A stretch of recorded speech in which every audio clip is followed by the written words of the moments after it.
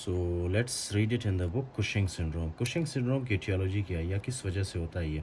First of all, increase cortisol due to a variety of causes, right? For example, exogenous glucocorticoid. आपको पता है कभी कभी क्या होता है, कुछ पेशेंट्स होते हैं जिनको एक्सोजेनस ग्लूकोकोर्टिकोइड यानी कोर्टिकोस्टेरॉइड्स वगैरह, जैसे कि आपके पास है प्रेडनिजोलोन, राइट? प्रेडनिजोलोन, प्रेडनिजोन है आपके पास, प्रेडनिजोन, ओके, या तो फिर मिथाइल प्रेडनिजोलोन है आपके पास, राइट? क्या है कि कुछ पेशेंट्स होते हैं जिनको हम ये ड्रग्स देते हैं, फाइन, उनके बॉडी के अंदर कुछ ऑटो इम्यून कंडीशंस होते हैं। We will discuss all of them, okay, in detail in the coming lectures. कि कुछ कंडीशंस होते हैं जिनको हम जानबूझ के प्रेडनिजोलोन या मतलब कोर्टिकोस्टेरॉइड्स देते हैं, राइट? अब कोर्टिकोस्टेरॉइड्स के अंदर क्या होता है, जाहिर सी बात है उनके अंदर होते हैं कोर्टिसोल, राइट? कोर्टिसोल क्या करता है? कोर्टिसोल जो है हमारे बॉडी के अंदर डिफरेंट फंक्शंस परफॉर्म करता है, विच आई डिस्कस्ड विथ यू। जब ये एक्सेस में होता है तो ये हमारे बॉडी को नुकसान पहुंचा सकता है, राइट? अब एक्सोजेनस ग्लूकोकोर्टिकोइड जब आप देते हो, राइट, तो उसमें क्या है, उसमें जो है सबसे पहले एड्रेनोकोर्टिकोट्रोफिक हार्मोन की सिक्रीशन कम होती है। क्यों? जाहिर सी बात है, जब आप कोर्टिसोल दोगे तो ये कोर्टिसोल जब एक्सेस में होगा तो ये कोर्टिसोल जाके क्या करेगा, कोर्टिसोल जाके इनहिबिट करेगा हमारे पास हाइपोथैलेमस को, जिसकी वजह से सीआरएच रिलीज़ नहीं होगा और एंटीरियर पिट्यूटरी एससीटीएच रिलीज़ नहीं करेगा, राइट? तो एससीटीएच की प्रोडक्शन कम होती है लेकिन कोर्टिसोल की प्रोडक्शन ज़्यादा होती है जब हम देते हैं, ओके? जिसकी वजह से क्या होगा, bilateral adrenal atrophy, bilateral adrenal atrophy होता है उसमें, ओके?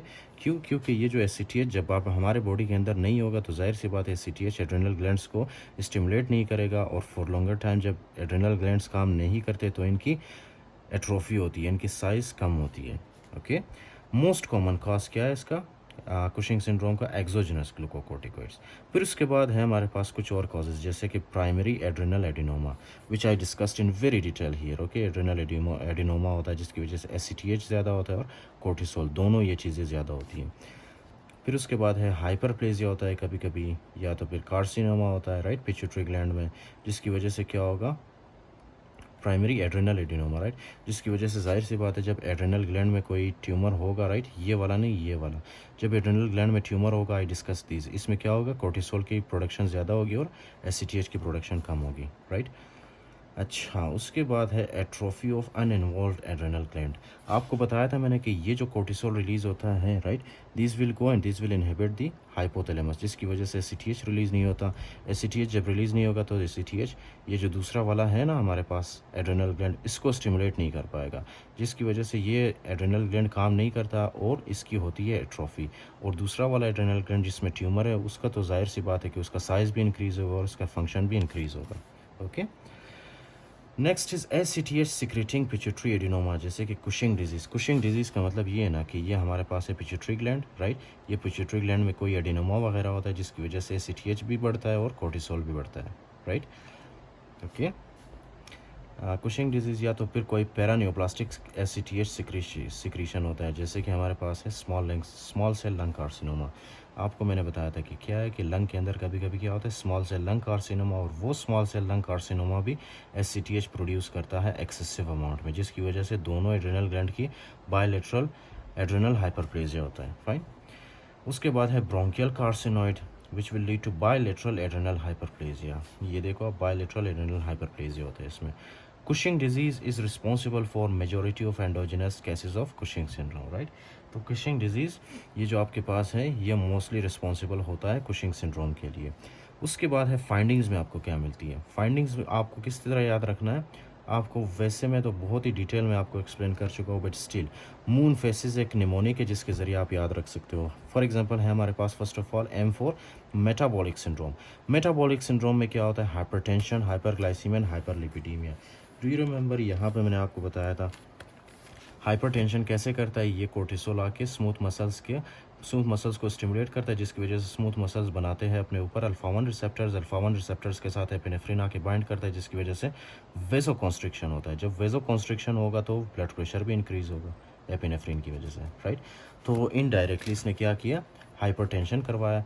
उसके अलावा है हाइपरग्लाइसीमिया। हाइपरग्लाइसीमिया बहुत एक्सप्लेन कर चुका हूँ इन डिटेल, ओके, कि ये कोर्टिसोल एमिनो एसिड्स बनाता है प्रोटीन की ब्रेकडाउन करके, इसी तरह से फेट सेल्स जो होते हैं ना उनकी ब्रेकडाउन करके क्या करता है, ग्लाइसरोल एंड एमिनो एसिड्स को ब्लड सर्कुलेशन के अंदर रिलीज़ करता है, जिसकी वजह से ये दोनों आते हैं लीवर के अंदर। लीवर के अंदर क्या होता है, ग्लूकोनियोजेनेसिस से एमिनो एसिड और ग्लिसरॉल से ग्लूकोज बनता है, फिर यही ग्लूकोज ब्लड सर्कुलेशन के अंदर जाता है जिसकी वजह से हाइपरग्लाइसीमिया होता है। इसके अलावा ये मैंने आपको बताया था कि ये रासमेप काइनेज पाथवे को ये इनहिबिट करता है जिसकी वजह से ग्लूकोज के चैनल्स नहीं बनते और ग्लूकोज सेल के अंदर नहीं पुश होते, जिसकी वजह से ग्लूकोज सेल के अंदर इसकी एक्यूमुलेशन होती है और that will lead to hyperglycaemia.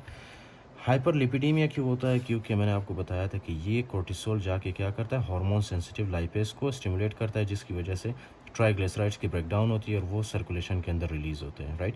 ये देख रहे हो आप, glycerol and try fatty acids, तो ये क्या करते हैं, हाइपरलिपिडीमिया।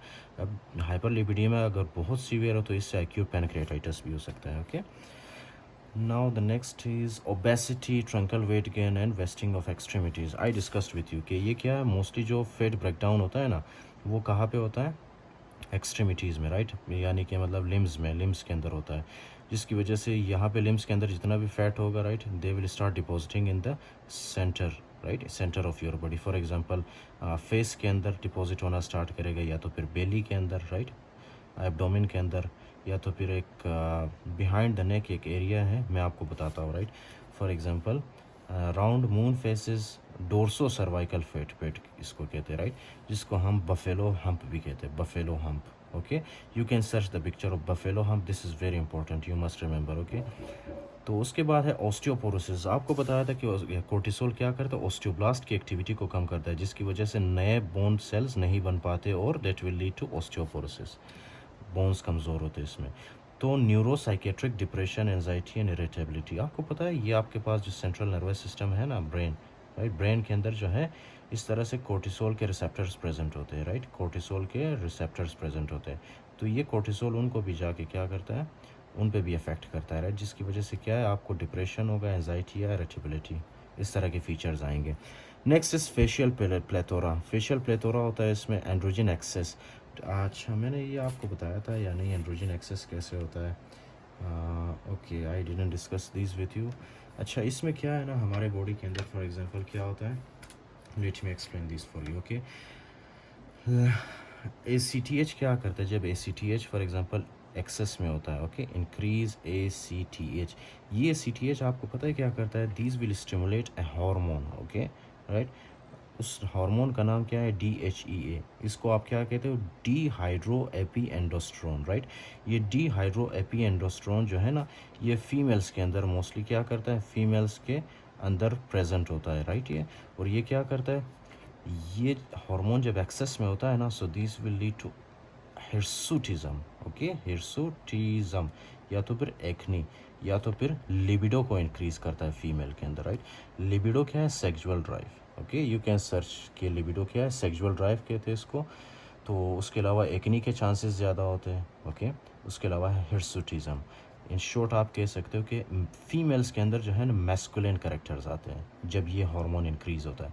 इस हार्मोन को कौन इंक्रीज़ करता है, एड्रेनोकोर्टिकोट्रॉफिक हार्मोन रिलीज़ करता है, right, specially in case of Cushing's disease. अच्छा, एक तो ये आ गया हमारे पास एंड्रोजन एक्सेस, एक्नी, हिर्सुटिज्म। उसके बाद है कैटरेक्ट, राइट, कैटरेक्ट। कैटरेक्ट क्या है, कैटरेक्ट जो है फॉर एग्जांपल इसको कैसे बताऊँ आपको, दिस इज़ दी, हमारे पास ये मैं आपके लिए आंखें बना रहा हूँ, राइट, ये आंखें। अब आंखों के अंदर क्या है कि इस तरह से स्ट्रक्चर होता है, right, I will discuss them in the ophthalmology in very detail, but यहाँ पे मैं सिर्फ आपको एक जनरल आइडिया दे रहा हूँ, राइट। क्या है कि यहाँ पे होते हैं हमारे पास, आपको पता है ना आंखों के अंदर क्या होता है, लेंस होते हैं, राइट, लेंस। अब ये जो कोर्टिसोल इंक्रीज़ होता है आपके बॉडी के अंदर, ये कोर्टिसोल जाके लेंस के अंदर डिपॉजिट होना स्टार्ट कर देता है। लेंस के अंदर क्या होते हैं, प्रोटीन्स होते हैं, राइट। उन प्रोटीन्स की क्या करता है, कोर्टिसोल ब्रेक डाउन करता है। जब प्रोटीन्स के ब्रेक डाउन होगी तो लेंस के अंदर, आपको पता है ये कोर्टिसोल या कुशिंग सिंड्रोम वाले पेशेंट्स, इनकी आंखें आपको कैसे नज़र आएगी, इस तरह से क्लाउडी, इनका जो लेंस है ना वो इस तरह से क्लाउडी नज़र आएगा आपको। You can search the picture in Google, okay. इनकी जो आंखें, उन आंखों के अंदर जो लेंस है ना वो आपको कैसे दिखेगी, क्लाउडी। किस वजह से, क्योंकि ये कोर्टिसोल जाके लेंस के अंदर जो प्रोटीन्स होते हैं उनकी ब्रेक डाउन करता है, ओके, प्रोटीन्स को डैमेज करता है, जिसकी वजह से लेंस आपको क्लाउडी नज़र आएगा। उसके बाद है हमारे पास immunosuppression. I discuss this in very detail, okay, कि ये इम्यूनो सप्रेशन कैसे करता है। ऑब्वियसली कोर्टिसोल बोन मेरो से जो वाइट ब्लड सेल्स रिलीज़ होते हैं उनको इनहिबिट करता है, सप्रेस करता है। उसके अलावा उनकी जो माइग्रेशन है उसको भी इनहिबिट करता है, तो न्यूट्रोफिलिया होता है बॉडी के अंदर। ओके, इकाइमोसिस होता है इसमें, क्योंकि स्किन जो है ना, आपको पता है फाइब्रोब्लास्ट जब स्किन के अंदर कम होता है, राइट, फाइब्रोब्लास्ट जब स्किन के अंदर कम होता है तो कोलेजन कम होती है, एक तो स्ट्राइया बनते हैं, दूसरा जो है ना स्किन की एट्रोफी होती है, स्किन बहुत ज़्यादा थिन होता है इसमें। ओके, स्किन थिन होता है। उसके अलावा जो फॉर एग्जांपल ब्लड वेसल्स है ना, ब्लड वेसल्स भी इसमें क्या होते हैं, डैमेज होते हैं। ब्लड वेसल्स जब डैमेज होंगे तो ब्लड वेसल्स में से क्या निकलेगा, ब्लड वेसल्स में से जो ब्लड है वो बाहर निकलेगा, राइट। तो वो that will lead to formation of the ecchymosis, जब ब्लड वेसल्स से बाहर निकलते हैं, right, that will lead to ecchymosis which is also called as easy bruising. Skin changes में आपको क्या मिलेगी, thinning of skin and striae formation. Okay, ये किस वजह से होता है, ये होता है आपके फाइब्रोब्लास्ट इनहिबिशन की वजह से। फिर उसके बाद है हाइपर पिगमेंटेशन। हाइपर पिगमेंटेशन कैसे होता है, I explained for you previously. Okay, कि ये क्या करता है, प्रोपियो मेलानोकोर्टिन को स्टिमुलेट करता है, एंटीरियर पिट्यूटरी। प्रोपियो मेलानोकोर्टिन क्या करता है आगे, एक तो एसीटीएच की प्रोडक्शन को ज़्यादा करता है, फिर उसके अलावा मेलानोसाइट स्टिमुलेटिंग हार्मोन को ज़्यादा करता है। मेलानोसाइट स्टिमुलेटिंग हार्मोन जाके स्किन के अंदर मेलानिन की प्रोडक्शन को ज़्यादा करता है, right, which will lead to hyper pigmentation. Okay, right. अच्छा, एक तो ये हो गया।